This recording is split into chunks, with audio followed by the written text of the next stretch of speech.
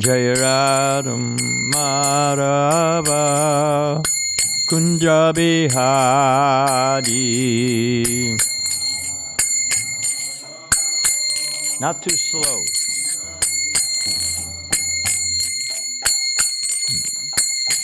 Jai Radha Madhava Kunja Bihari.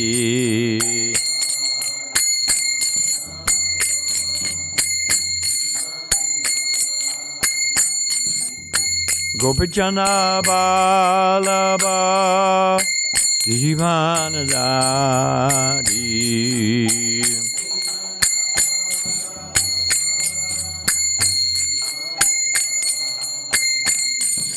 Gopijana Balaba Givanadari.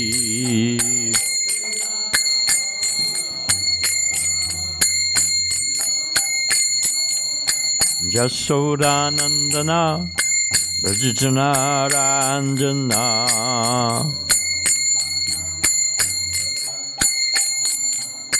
Jasodanandana Brajitana Ranjana.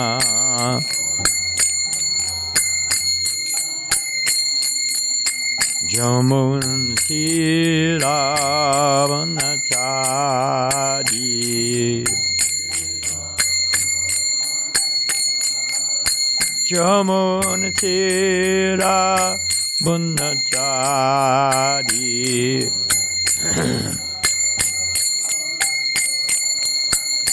Jai Radha Madhava Kunda Bihari.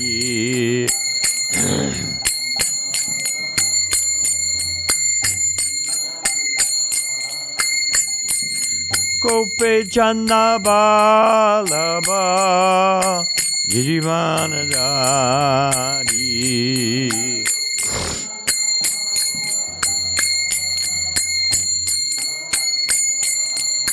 Jasodanandana Brajitana Ranjana.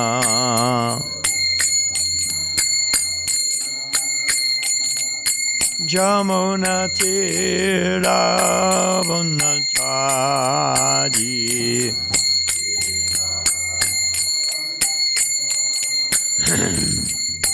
Hare Krishna, Hare Krishna, Krishna Krishna, Hare Hare, Hare Rama, Hare Rama, Rama Rama, Hare Hare.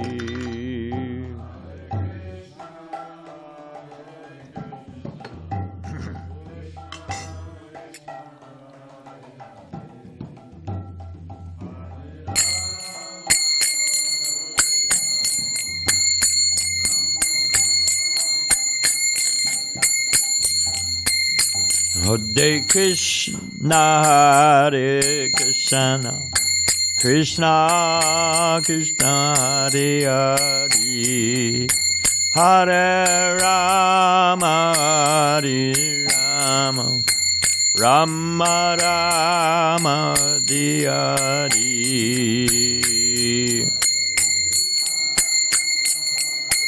Boom! Krishna Krishna, Hare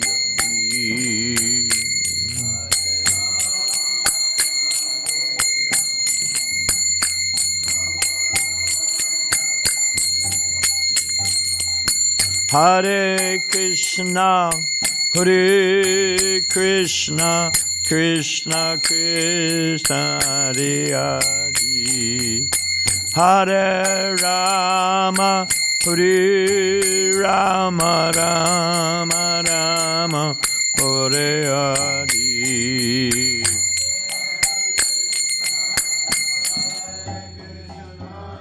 Krishna Krishna,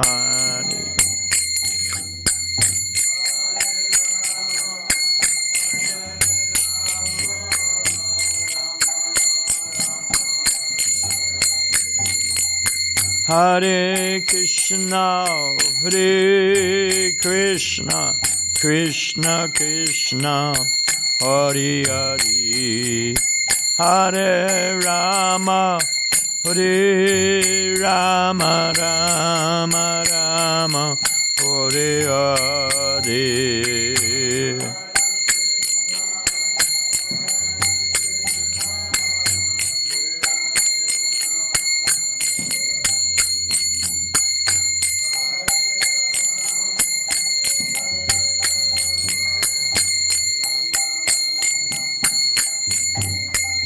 Jai Radham Madhava Kunda Bihari.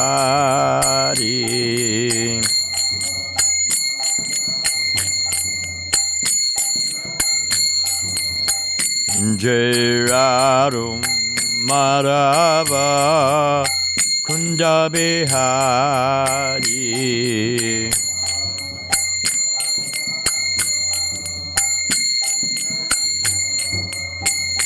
Jai Radha Madhava Kunda Bihari.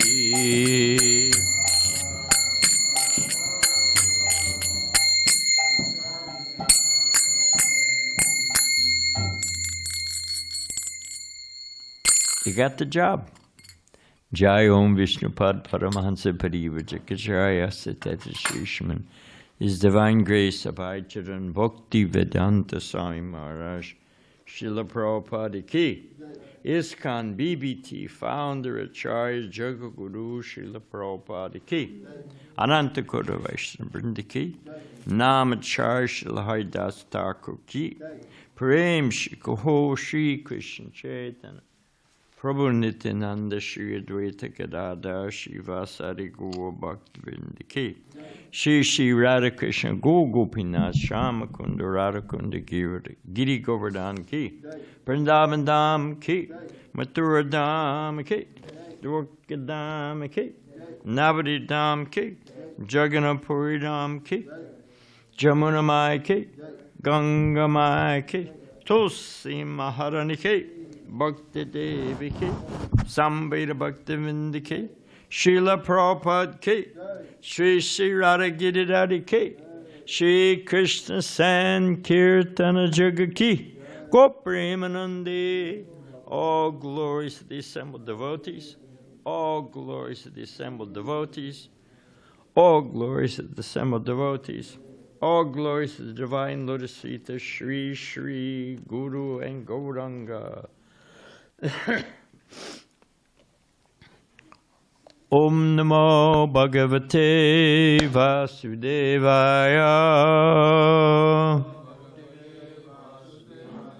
Om Namo Bhagavate Vasudevaya. Om Namo Bhagavate Vasudevaya.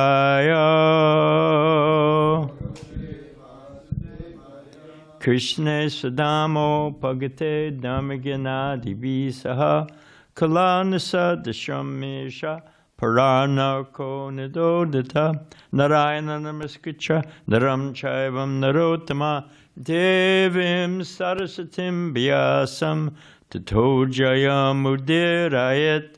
Bhagavatam is as brilliant as the sun. It has arisen just after the departure of Lord Krishna to his own abode, accompanied with knowledge, religion, etc.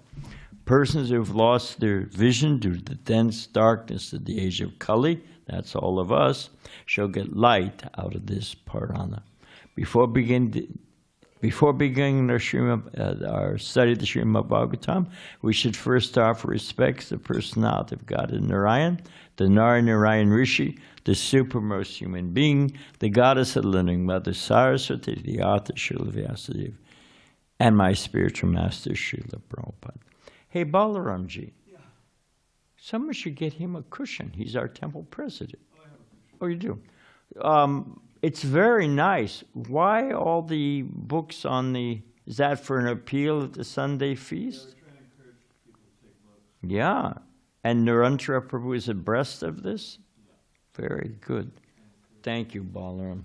Thank you very much. What Vaisheshika Prabhu, although he's a great and refined scholar, he also comes up with some very practical mantras. And one of them is sell them like in bunches like bananas, which means sell sets. You know, start high. Try to encourage them to, you know, become a human being and buy a Bhagavatam set or buy. Prabhupada said that there should be a set of Bhagavatams and Chaitanya Charitamritas in the house of every gentleman and gentlewoman. So, and if you hear the scores from the Gideon's Bible, you know the Gideon's Bible, when you pull open the hotel drawer, the motel drawer, and there's a Bible there? That's the Gideon's people, Gideon's Bible. And they distribute like millions of Bibles in the United States. They may be all over the world, but millions in America every year. They dwarf our book distribution. Although it took them 100+ years to get there, and we're just getting started. So that's our goal, a set of Bhagavatams and Chaitanya Charitamritas in the house of everyone. So we have a big market. Okay, we're going to start. We are going to, because I promised I would, we're going to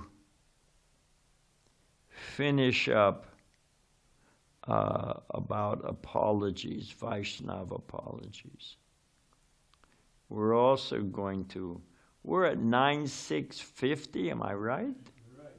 What do you know about that? Stop clock is right twice a day. So, and even an old man can be right occasionally. Okay. Sa, is that correct? No. Well, that's 50. Okay, hang on, we'll get there. It's not actually 50. It's yesterday. Thought it looked familiar. Aho imam pashyata me vinasham tapasvina sat charita vratasya antarjale vari chara prasangat prachyavitam brahma chiram dritam yat oho vimam pashyata me vinasham. It's nice if everybody says it at the same speed. There's no race here. Then it, rather than a cacophony, it becomes a very uplifting vibration. Tapas vina sach charita vratasya antarjale vari chara pasyangat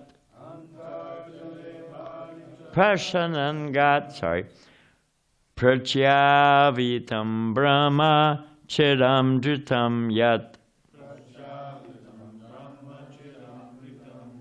oho vimam pashyata me vinasham tapasvina sach charita vratasya antarjale vari chara prasannagat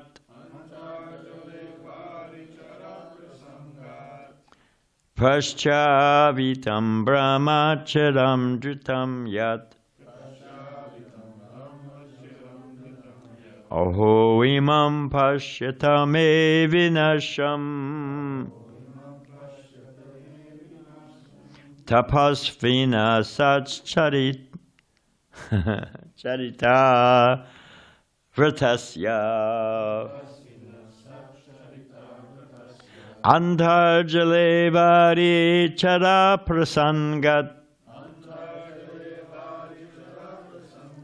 Prashchavitam Brahma Chidam Dhritam Yat.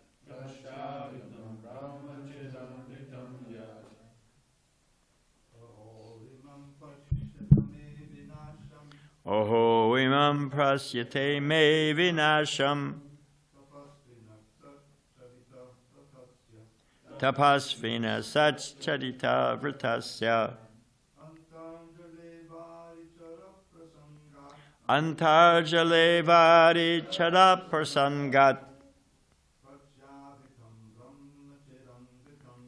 Prachyavitam brahma charam dirtam yat. Oho vimam pashyata me vinasham. Tapasvina satcharita vritasya. Antarjale vari chara prasangat. Prachavitam brahma charam dhritam yat.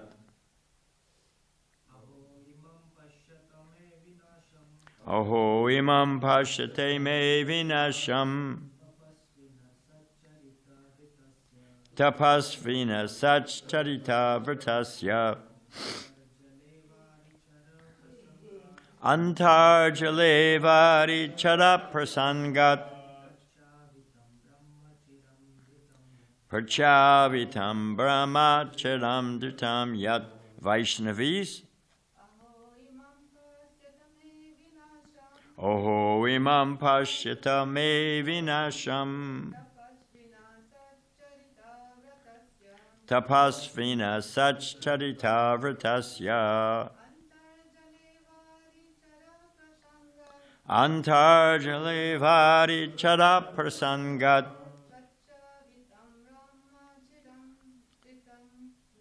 Prachavitam brahma charam dhritam yat. Oho imam pashyata me vinasham. Tapasvina satcharita vritasya. Antarjale vari chara prasangat.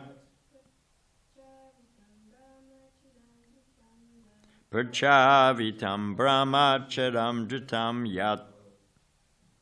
Okay, aho, alas, imam, this, prashyata, just see, me, of me, vinasam, fall down, tapasvina, who has such a great mystic performing austerity.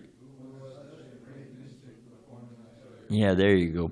Satcharita, a very good character, observing all necessary rules and regulations.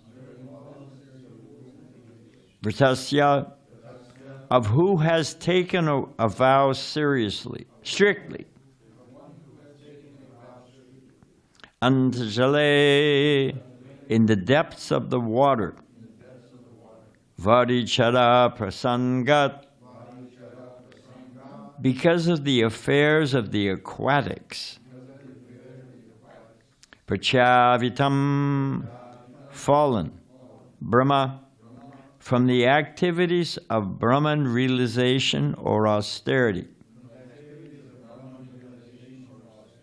Charam, for a long time. Dhritam, executed. Yat, which. Alas, while practicing austerity, even within the depths of the water, and while observing all the rules and regulations practiced by saintly persons, I lost the result of my long austerities simply by association with the sexual affairs of fish. Everyone should observe this fall down and learn from it. Now, the next verse, he gives his insight into what was the cause of his fall down. And it's a great purport by Prabhupada, so it deserves its own class. Dravida Prabhu, you give class tomorrow, right? Yeah, it deserves its own verse. So we will finish up with apologies and then something on this verse. So now, I did take some notes, and let's see what's up here. So does anyone remember why Sobari Muni, why he fell down? Now, he saw the fish, okay. But what does the Prabhupada say? There's a immediate cause and remote cause. So the immediate cause is in spite of all this austerity, which should give you a hint. All these austerities, he was missing something, but all these austerities, and yet he fell down by the fish. That's the immediate cause. Anyone other than Dravida remember what the remote cause was? A Vaishnava aparat. Very good. So I thought I would take that as confirmation from Krishna that I should finish up this. So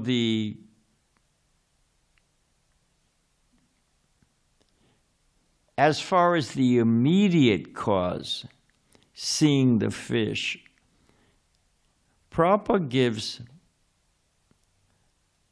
letting something stay around in our head. There's so many, we get so many images. I forget how many the average American sees in 5 minutes or whatever it is. The average American spends 5 hours plus on their phone, just scrolling, playing. It's a real problem with people sleeping at night now. I mean, they just, so they're getting so many images and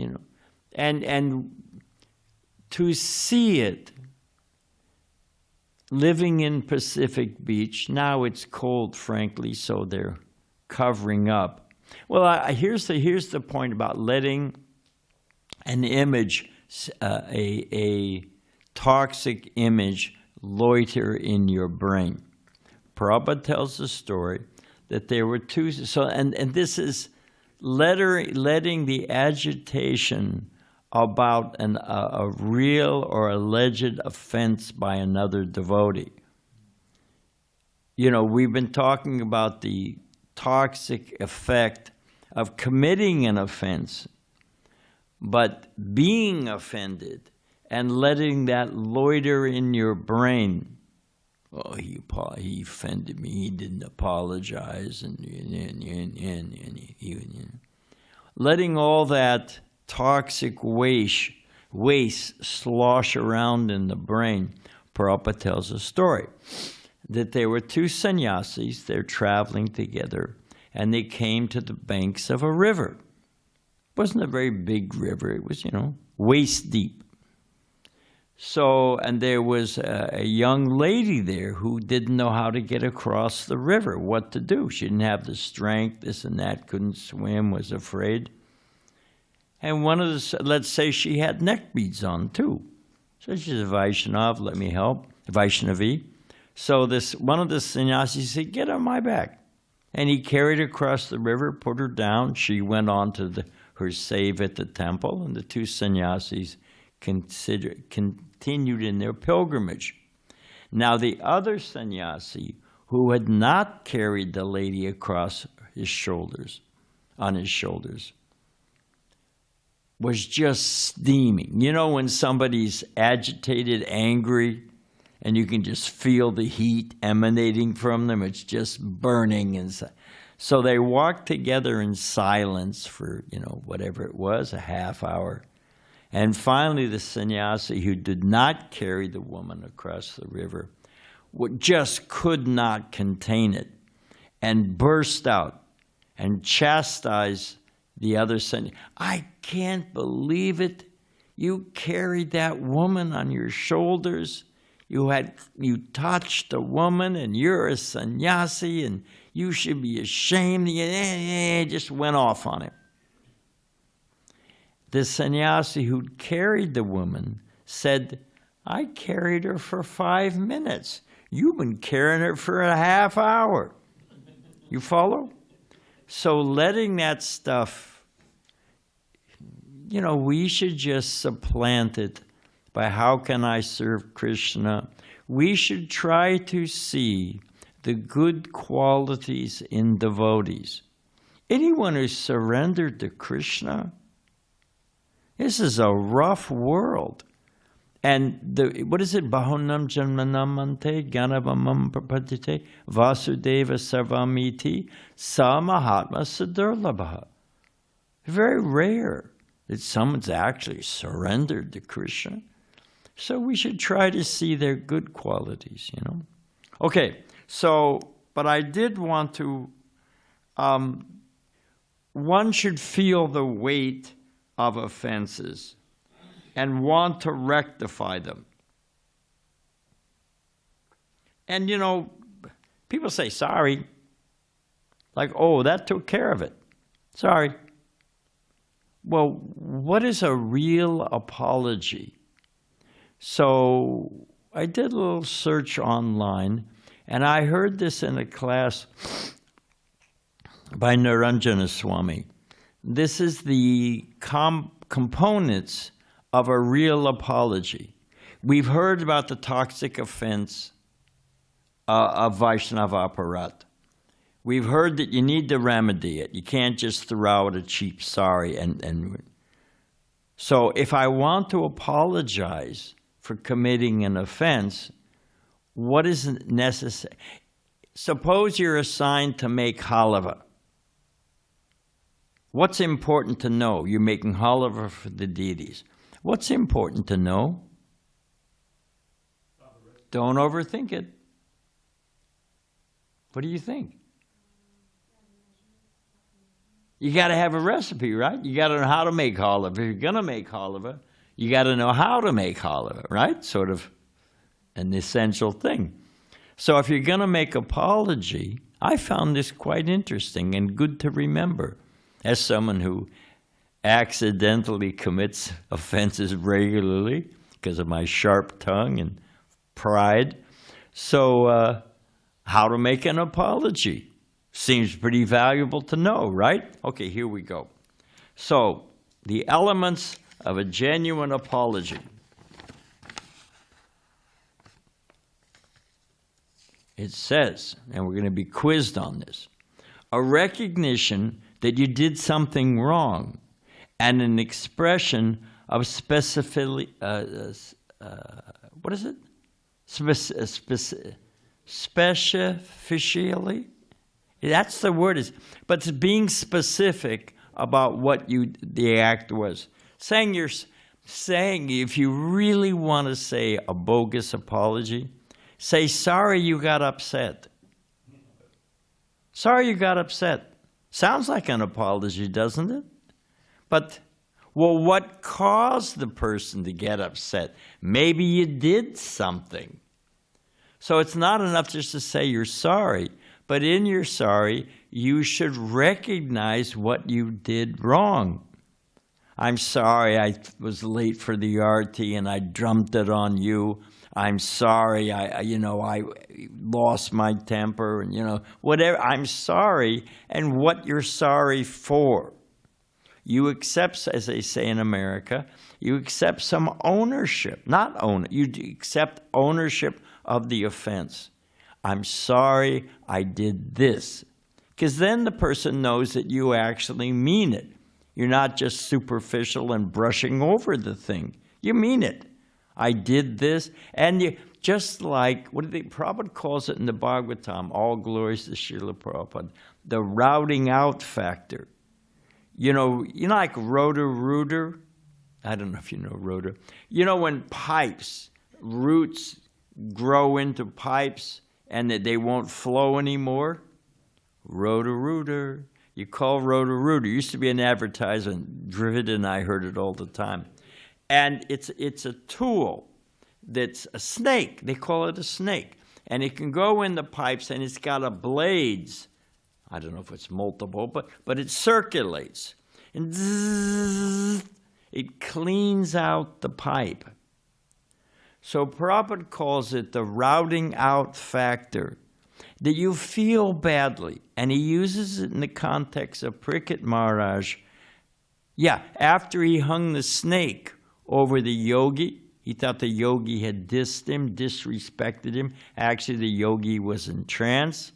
So he took his bow and hung a dead snake around him, you know. You don't treat a king, you know, I'll teach you. But it weighed on him. On the way back to his palace, he was thinking, well, what was the big offense and why did I get so upset? And maybe he was in meditation, maybe, you know. And it weighed on him. So if we have a clash, a blowout, a simmering disagreement with the devotee, we should feel bad about it. We should think. It shouldn't be, well, it's all his fault. No. We should think, well, what did I do to cause it? What's the reason? It should weigh on us. And that cleans out the heart, like the routing machine or rotor-rooter that goes through the pipe. That sense of remorse will help clear out the heart. It's not necessary. It's not complete, but it's sufficient. It doesn't do the full job, but it's the first thing. You should feel badly about it. So, and the proof of that you feel badly about it is you remember what you did. And Krishna will help you. Krishna's in the heart. He gives intelligence. So the first step is to realize you committed an offense. You approach the person. You say, I'm sorry that I did whatever it is. And then the person opens their heart. The person thinks, oh, that's right. It was eating at me too. And that's, you know, it kind of gives you target lock on the issue. A sincere promise not to do it again, that's only half of it. So a sincere, and you say to the person, and look, I'm gonna set 3 alarms so I don't, you know, sleep through and miss coming for the RT, or I'm gonna, you know, whatever it is. You have you make a plan. You make a plan of how you're going to avoid it. A sincere promise, I'm not going to be late, and here's how I'm not going to be late. What am I going to do about it? Because otherwise you'll just do it again. You know, we are creatures of habit, as it's said, and if we don't take it deeply, we'll just do it again. Prabhupada said, I was sitting in the room, I'll forgive you once, I'll forgive you twice. And Prabhupada said, the 3rd time I take off my shoe. And then the devotee said to Prabhupada, but I thought the spiritual master was unlimitedly merciful. Prabhupada said, yes, but don't take advantage. So be specific, explain what our plan is not to do it again, and mean it. Make amends. Make a genuine effort to remedy any damage done. They say, it's a Chinese saying, if I say something bogus about someone, even if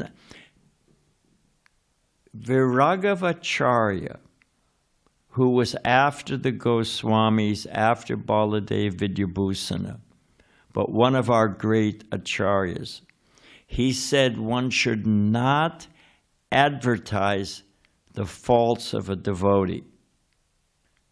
He's describing when it says not to be envious of a devotee. He says that's one of the aspects. To not add, so a devotee committed a mistake, so somebody, they sing off key. Do you say this? Did you hear him singing Guru Puja today? Man, I don't know what planet he was on. Why say such a thing? the devotee sincerely pouring their heart out to Krishna. Don't advertise that they can't sing on key or that they, whatever it may be. They give a so-called simple class. We don't know what's in their heart. So we should not advertise the faults of other devotees. So that was it. So they say, if you criticize a devotee, how to make amends? That's my point. I need to make amends. If I've done some damage, if I've repeated to somebody, did you hear that so-and-so did this? Did you hear? Oh, really? What? Let me hear the juicy details. And you tell 4 or 5 people like that? Then the Chinese saying is, Taoist saying, and you say to the person, I'm really sorry. Can I make amends for it?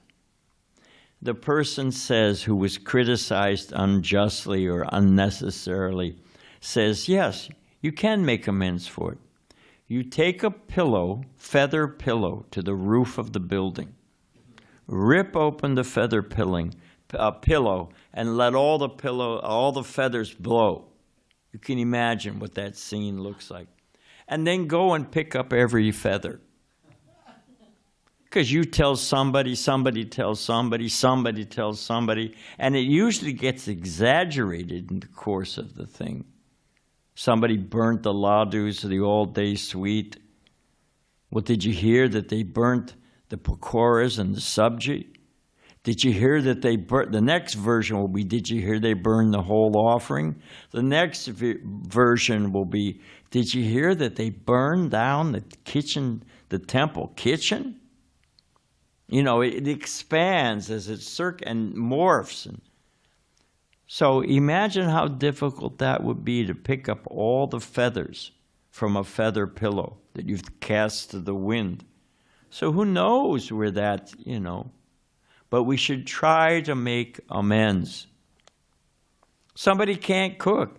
Oh, I'll teach you how to cook. Can't make puris? I know how to make puris. I'll teach you how to make puris. We're going to get to pride in a minute.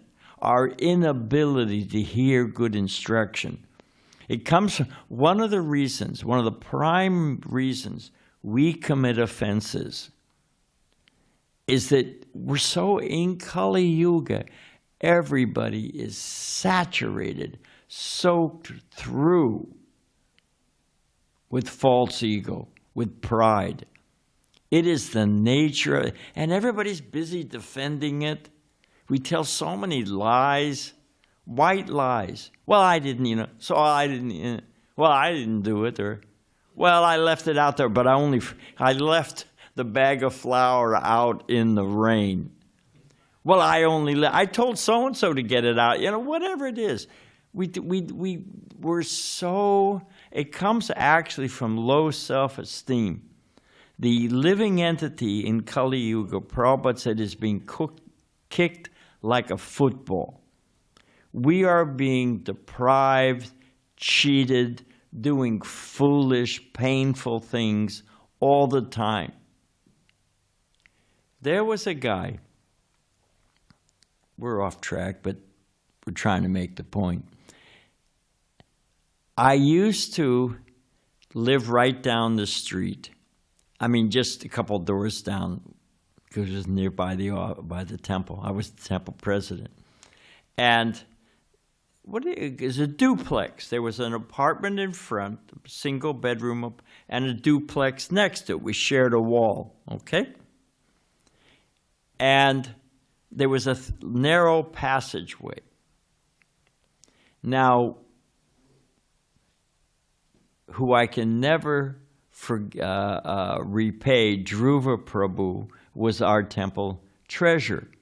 And he was like my right-hand person. He helped me a lot with stuff. So he and his office was in the back in the bedroom. My office was in the living room. And we put in a false hall. We put a false wall up, so there was a hall. So you could go in the one door, you could come to my office, or you could go to Dhruva's office. People coming to my office didn't disturb me. People coming to his office didn't disturb him. But you went down a long hall. There was only one light and one light switch at the end of the hall. The details matter. My neighbor next to me, who lived in the other half of the duplex, the other apartment, was just your average lout, Kali Yuga, doofus, I don't know what the right word is. He came home drunk one night, and he opened the wrong door because the door wasn't locked. So he thought he was going into his apartment, but he'd walked into this long, narrow hall in my apartment. Dhruva's done, and there's no light switch. The light switch is at the end. So he's drunk. He doesn't know where he is. He's bouncing off the walls. Say, oh, sweet Jesus, help me, help me. And he's bouncing around. He's completely freaked. So it woke me up. It was at night, late at night. I went and I opened the door so he could see the light out in the patio. He could see his way. And he was, oh, thank you, man. He tried to hug me, and he stumbled out into the darkness. So what was I going to say? Anyway, it'll come back to me in a minute. But here's what we're up to. Not finding fault. One should not be eager to uncover the faults of others. The karmic reaction of untended Vaishnava aparat. Anyone know what the karmic reaction of Vaishnava untended, unremedied Vaishnava aparat?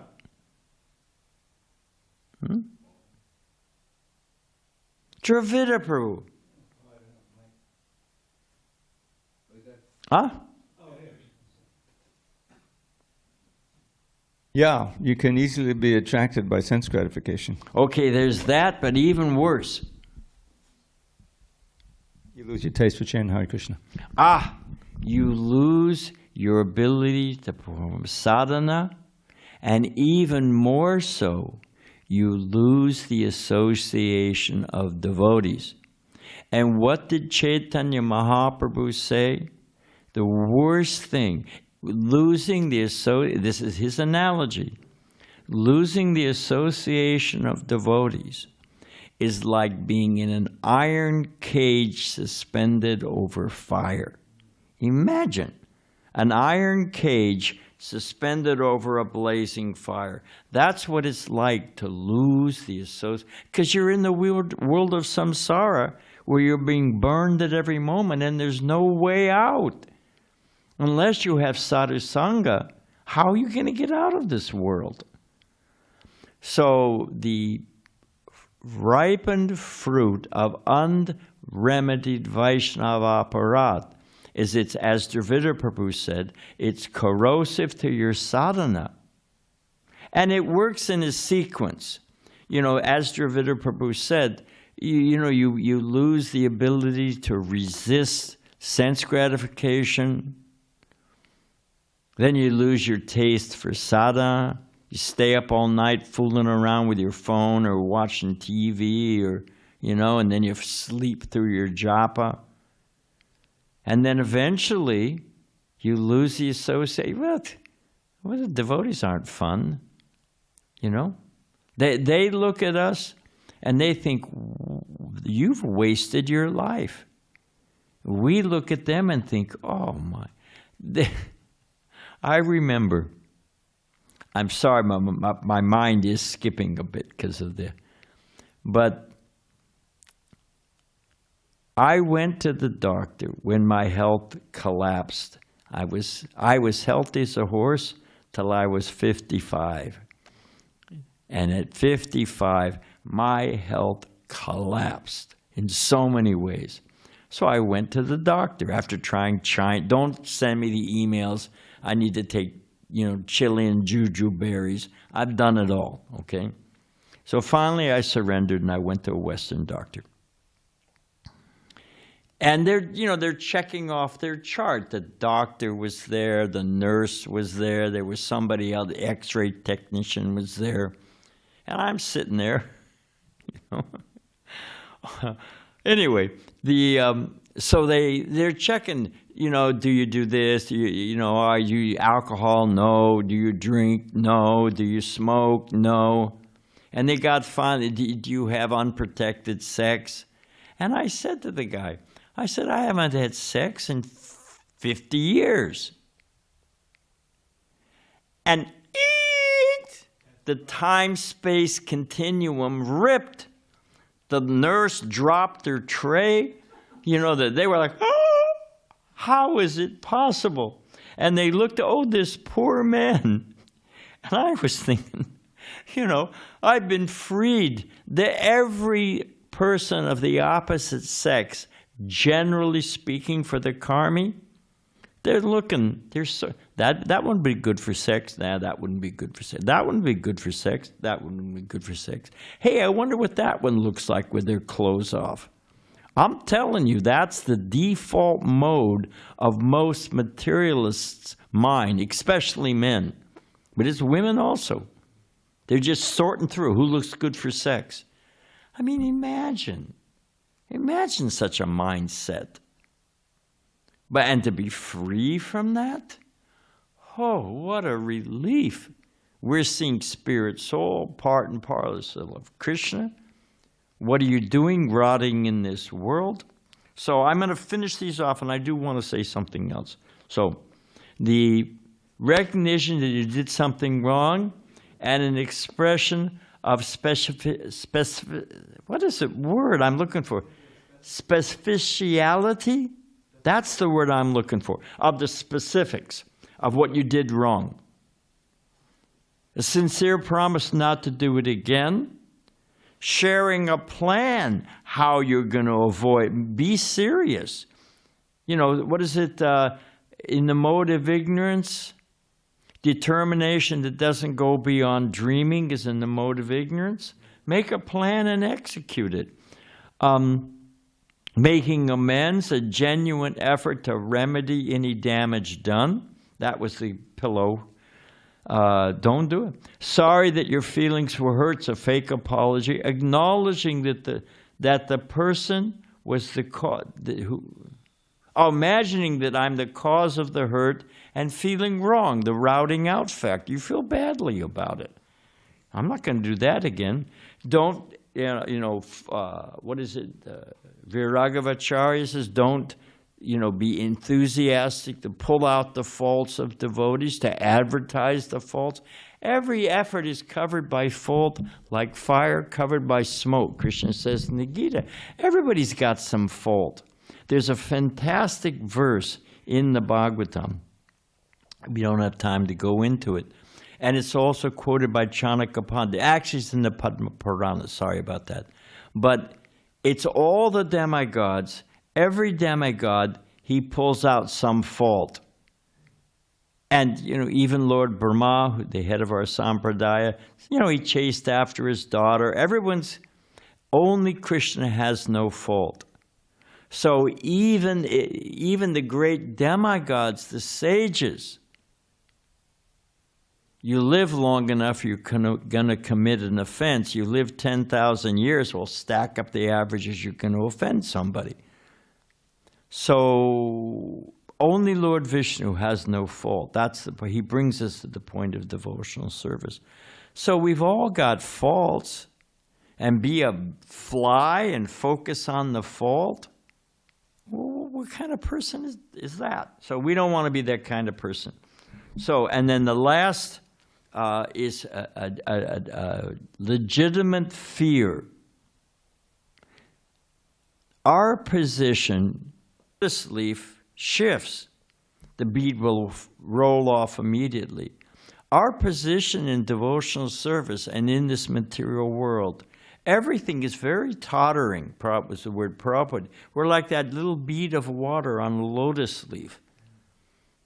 You know, our health, our intelligence, our station in life, it can go in a second. There was a famous Olympic gymnast. I can't remember the person's name, 14 years old, 5 gold medals in the World Olympics on parallel bars, jumped off the parallel bars, what they call it, the finish, but there's a name for it. You do your routine, and everyone's getting ready to put up a 10, and you jump off, and how you stick the landing. That's what they call it, when you bail off and do a double flip, and had done it so many times, slight slip, broke her neck, quadriplegic.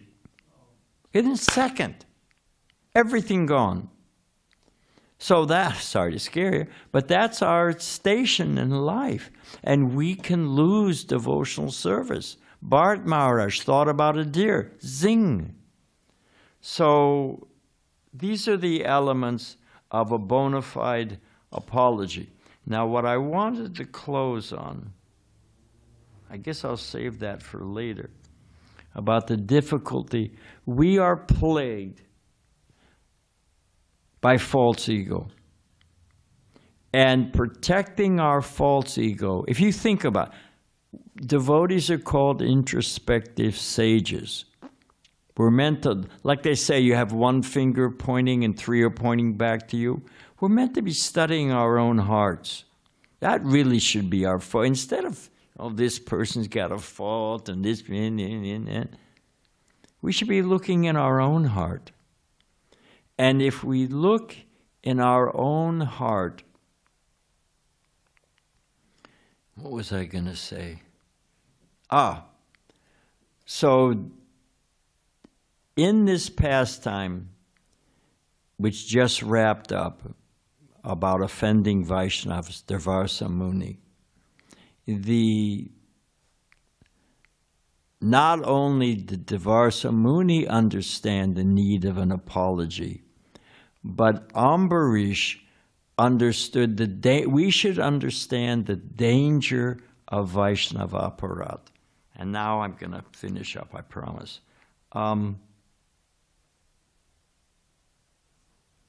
Now, why, even though, this is the quiz, and it'll open up the conclusion hopefully I'm going to end.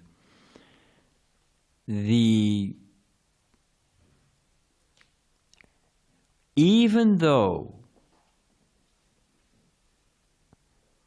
our friend Subhara Muni was a yogi, had performed, what does it say? What's the verse? Anybody got the verse handy?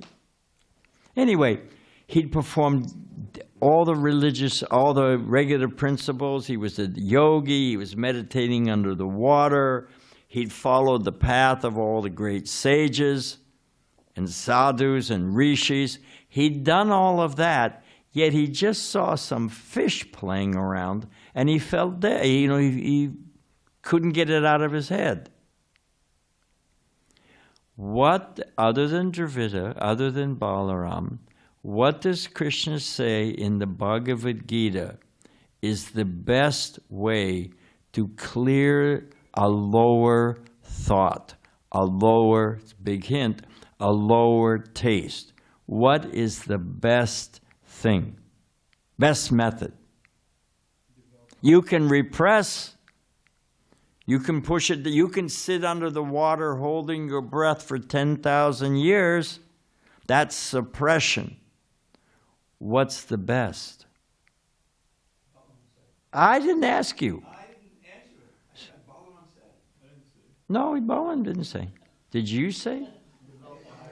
However we got there, develop a higher taste. So that taste of devotional service, there's nothing like it. I was in Laguna Beach. We'll go for a minute more. I was in Laguna Beach at the Rath Yatra, their festival. And I was behind the prasadam booth. I love to serve prasadam. It's fun.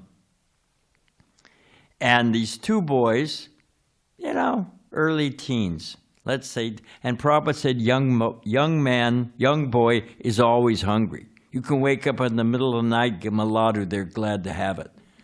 So these kids came up, they're surfers, they're there on the beach. They're kids, they're hungry at any moment. So they see the free feast, nice prasadam. Wow, they're in line, they're ready to go. I was just about to serve them, and the mother swooped in like an eagle, protecting her brood. She said, "Don't touch that food." So I said, "All right, you're the mother. I'm not going to argue, you get between a mother and the child, but what's your reason?" She said, "I know about you people." She said, "What?" She said, "You don't eat meat, you don't watch television, you don't have sex. And look at you all. You're all happy."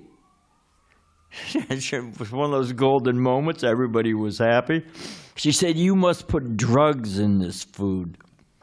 Because she thought, how can you give up all these things? Like the doctor and nurse who were shocked. How can you give up all these things and yet you're so happy? I said, "Did you ever think that we're happy because we don't do those things?" It's got nothing to do with drugs. So if we have that higher taste, and the best way to get that higher taste is give mercy to others. Krishna says in the Gita, this is for book distribution, devotional service is all good absolute. That's Rupa Goswami describes the different characteristics of pure devotional service. It's all happiness for everybody. When we go out and give, Krishna, how to say it succinctly.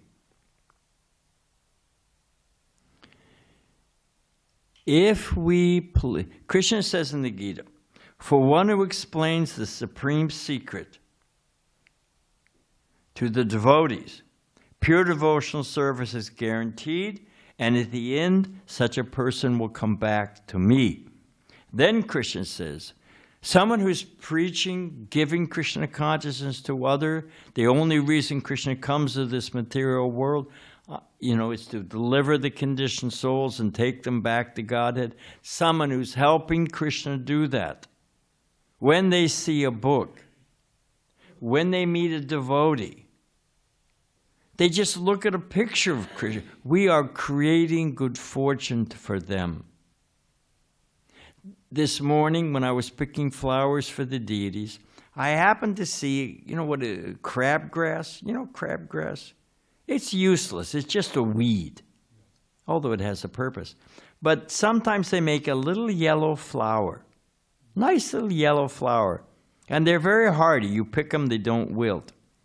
So as I was, picking flowers this morning, anyway, it's a long story. I picked two of these, they're a weed. And I'm insignificant, but that flower, see if you can find it.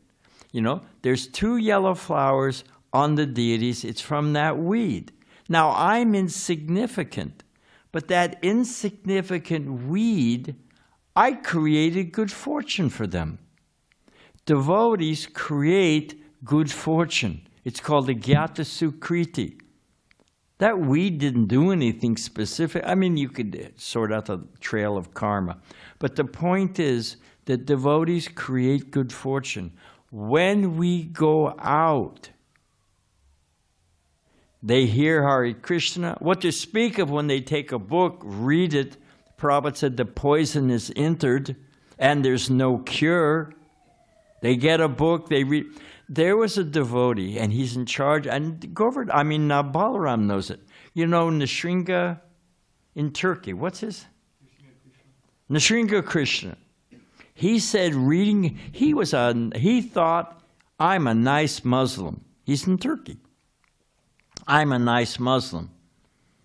I pray 5 times a day, I don't eat pork, I don't drink. I'm a good Muslim. He said reading Prabhupada's books was like, he said, you know, they used to have those pop-up books, you open it and the clown comes out or something.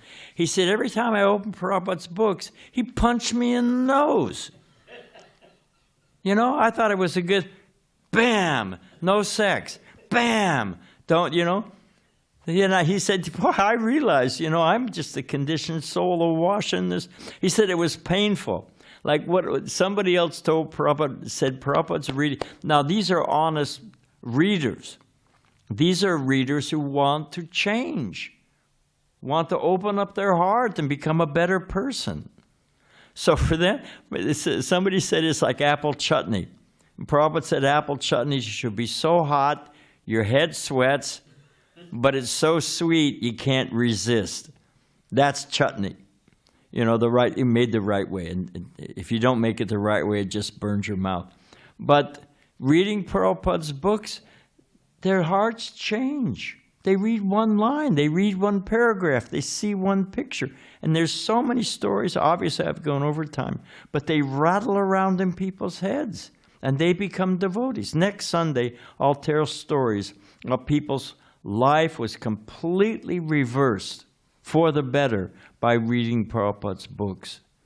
So when we go out, we create good fortune. And as a result of creating that good fortune, we get Krishna's mercy. That's Krishna's business. We're doing it. And no one is more dear to me, Krishna says. No one's more dear to me than such a person. So when we become dear to Krishna, that taste of bhakti, there's nothing like it. We're not attracted. Sex? What? Huh. Spare me. Why did I waste so many years? Or whatever it is, driving a red Ferrari, whatever the petty thing is. When you compare that to the taste of having pleased Krishna by delivering the conditioned souls, that taste supplants everything else. It clears the path. It fills the heart with devotion. There's no room for Maya. Maya can't get in. So this is the Christmas marathon. It's a golden opportunity to please Krishna and get the heart filled with bhakti. So we see fish copulating or whatever else is going on. Somebody offers us, Giriraj Maharaj's father offered him literally $1 million to leave Krishna consciousness. Later on, this is back in the early 70s. Huh? Yeah, we're 10 million today. I mean, later on, Giriraj Maharaj's father got to know Prabhupada and became charmed, actually, and saw the good character of Giriraj Maharaj, but offered him $1 million. Giriraj Maharaj, what? You think I'm crazy? I'm not doing that. So let's go out on book distribution, give mercy to the conditioned souls, get our heart filled with bhakti. We'll lose all taste for the material things that burn in the heart. Thank you very much, Hare Krishna. Sorry I went over time. Hey, Govind.